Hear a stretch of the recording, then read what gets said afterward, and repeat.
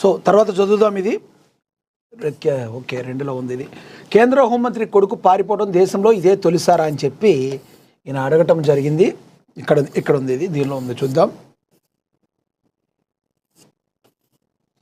Yes, దేశ చరిత్రలో కేంద్ర హోంమంత్రి కొడుకు పరారీలో ఉన్నాడని చెప్పడం ఇదే తొలిసారా అని BRS working president KTR X ద్వారా ప్రశ్నించారు. విచారణ అధికారి స్టేట్మెంట్ నేపథ్యంలో బేటీ బచావో అంటూ కేటీఆర్ ట్వీట్ చేశారు. మరి ఇది 100% బేటీ బచావో అనేది ఉండాలి, ఇది ఏం జరుగుతుందో తెలియాలని చెప్పి కేటీఆర్ ట్వీట్ చేయడం జరిగిందని పరిశీలించారు. ఇక తదుపరి న్యూస్ చూద్దాం. తెలంగాణ మహిళా కమిషన్ చైర్పర్సన్గా గద్వాల విజయలక్ష్మి, సభ్యురాలుగా శ్రీకాంతాచారి తల్లి శంకరమ్మ, చాకలి ఐలమ్మ, మనోరాలు శ్వేత. రాష్ట్ర మహిళా కమిషన్ అధికారికంగా పూర్తి స్థాయిలో పునరుద్ధరిస్తూ ప్రభుత్వం ఉత్తర్వులు జారీ చేసింది. అత్యంత కీలకమైన మహిళా commission chairperson greater Hyderabad municipal corporation GHMC మాజీ మేయర్ గద్వాల విజయలక్ష్మి ప్రభుత్వం నియమించింది. ముఖ్యమంత్రి రేవంత్ రెడ్డి నేతృత్వంలోని కాంగ్రెస్ ప్రభుత్వం మహిళా సంక్షేమానికి పెద్దపీట వేస్తూ ఈ కమిషన్కు పూర్తి స్థాయి పాలక మండలిని ప్రకటించడం అయితే జరిగింది.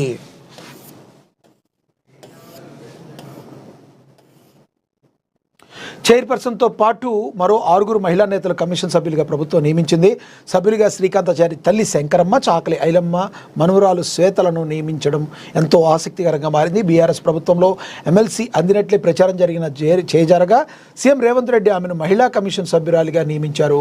కాసోజు శంకరమ్మ, చిట్యాల శ్వేత, శశికళ, సదాలక్ష్మి, రాధా మరియు షకీరాలను కమిషన్ ప్యానెల్ సభ్యులుగా ఎంపిక చేశారు. విభిన్న సామాజిక వర్గాలు, నేపథ్యాల నుంచి వచ్చిన ఈ 6 సభ్యులతో కూడిన కొత్త కమిషన్ అణగారిన బాధితులైన మహిళలకు అండగా నిలవడంతో ఒక పటిష్టమైన బృందంగా పనిచేయనుంది అని కూడా తెలియచేయడం అయితే జరిగిందని కూడా ప్రచురించడం అయితే జరిగింది.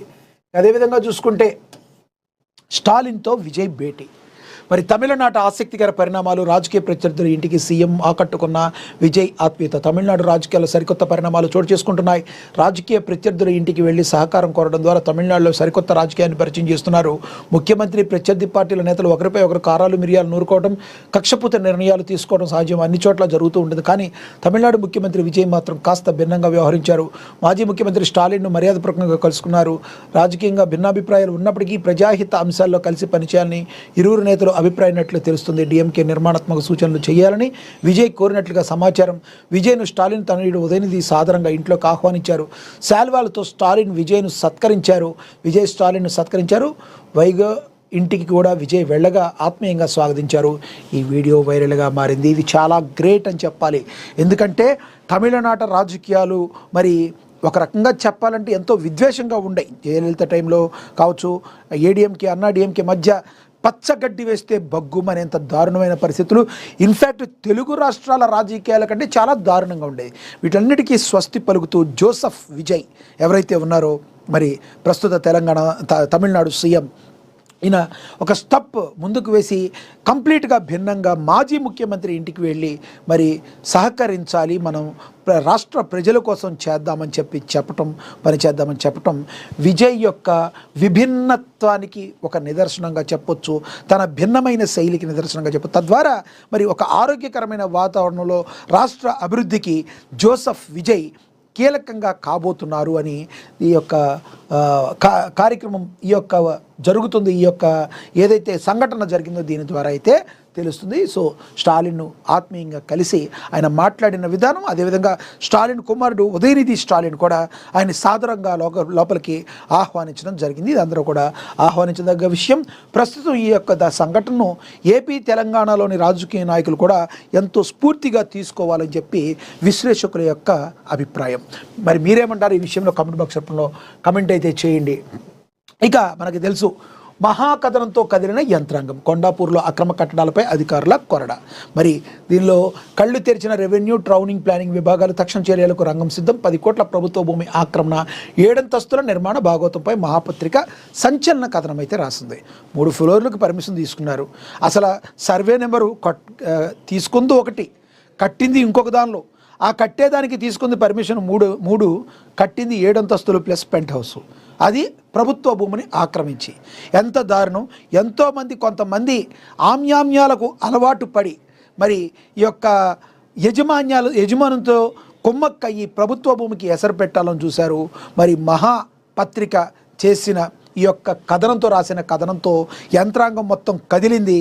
మరి వాళ్ళకి చుక్కలు చూపిస్తుంది. ఎటువంటి పరిస్థితుల్లో ఇలా ప్రభుత్వ భూమిని ఇలా మరి వాళ్ళు ఇష్టం వచ్చినట్టు వాడుకుని స్వార్థపూరితంగా చేసుకున్న వాళ్ళకి మరి ఉపేక్షించబోమని అధికారులు అయితే చెప్పారు. తహసీల్దార్ కూడా మాట్లాడటం జరిగింది దీని గురించి. ఎటువంటి పరిస్థితుల్లో దీన్ని ఉపేక్షించాం, కూల్చడానికి కూడా వెనకాడము, ఇమీడియట్ అది ఆపేసేయాలని చెప్పి కూడా మాట్లాడటం అయితే జరిగింది. మరి తెగించిన ఈ అక్రమార్కులు మహా ఎఫెక్ట్ ఉంది.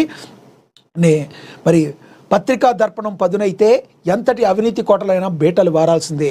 సామాన్యుడి గొంతుకగా మారి అక్రమార్కుల బండారాన్ని నిర్భయంగా బయటపెడితే ప్రభుత్వ యంత్రాంగం ఏ విధంగా పరుగులు పెడుతుందో చెప్పడానికి ఈ పరిణామమే సజీవ సాక్ష్యం. ఐటీ కారిడార్లో గుండెకాయ లాంటి కొండాపూర్లో ఏకంగా 10 కోట్ల విలువైన ప్రభుత్వ భూమిని కబళించి నిబంధనలకు పాతరేసి 7 అంతస్తుల భవనాలు నిర్మిస్తున్న భూబకాసురులు వ్యవహారాన్ని మహాపత్రిక అత్యంత సాహసోపేతంగా వెలుగులోకి తెచ్చింది. ఈ సంచలన కథనంతో ఎట్టికేలకు అధికార యంత్రాంగంలో చలనమైతే వచ్చింది. మరి మామూలు విషయం కాదు. ఇలాంటి అక్రమార్కులు ఎంతో బెదిరింపులు కూడా చేసేవాళ్ళు ఉంటారు. కానీ మరి మహాపత్రిక దీనికి ఏమాత్రం ఇలాంటి బెదిరింపులు కూడా భయపడకుండా తన ఆపరేషన్ను మరి చేసి ప్రజల యొక్క సొమ్ముని, ప్రభుత్వ సొమ్ముని మరి రాక్షసుల పాలు కాకుండా, భూబకాసురుల పాలు కాకుండా ఆపింది అంటంలో ఈ యొక్క సంఘటన మనం నిదర్శనంగా చెప్పుకోవచ్చు. గాఢ నిద్రలో ఉన్న రెవెన్యూ, టౌన్ ప్లానింగ్ అధికారులు ఉలిక్కిపడేలా లేచారు.